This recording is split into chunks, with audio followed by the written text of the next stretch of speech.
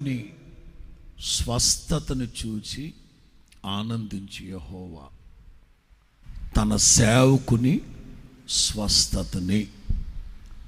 ఎందుకు చెప్తున్నానంటే ఈ మాట, ఇవాళ ఉదయాన్నే కర్నూల్లో హొసన్నా మందిరం తరఫున సేవ చేస్తూ ఉన్న ఫ్రెడ్ అన్న ఉదయాన్నే హాస్పిటల్లో ఎవరికో ఆరోగ్యం బాగాలేకపోతే ప్రార్థన చేయడానికి వెళుతుంటే యాక్సిడెంట్ అయినట్లుగా చెప్పారు. ఆర్టీసీ బస్సు వెనక చక్రాల కిందకి కాలు వెళ్ళిపోయింది. వాహనం బైక్ నుజ్జు అయిపోయిందట. ప్రాణాపాయ పరిస్థితిలో నుంచి తప్పించబడ్డారు, కానీ కుడికాలు బాగా మడిమి దగ్గర బాగా నుజ్జు అయిపోయింది. మోకాల కింద 4-5 చోట్ల విరిగిపోయింది. ఇబ్బందికరమైన పరిస్థితి అని చెప్పారు. ఉదయాన్నే నేను ఫ్రెడన్తో మాట్లాడాను.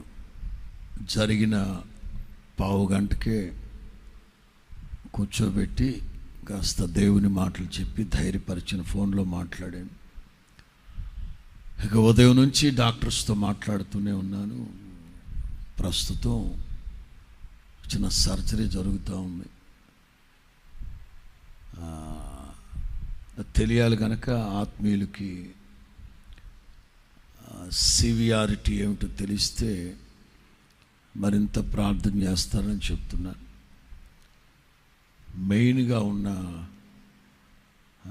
Blood vein, రక్తనాళం cut అయిపోయిందట. కాలుకి చాలా ప్రమాదమే. ప్రభువుకు అసాధ్యమైంది ఏమీ లేదు. అంచేత ప్రార్థన చేద్దాం. రేపు ఆరాధన అయిపోగానే వెంటనే బయలుదేరి అందరం వెళుతున్నాం.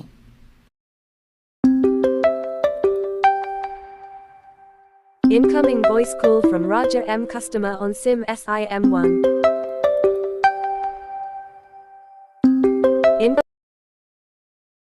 కానీ వెంటనే బయలుదేరి అందరం వెళుతున్నాం.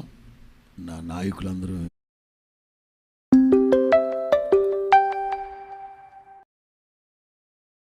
బయలుదేరి వెళతాం. ప్రస్తుతానికి అక్కడ కూడా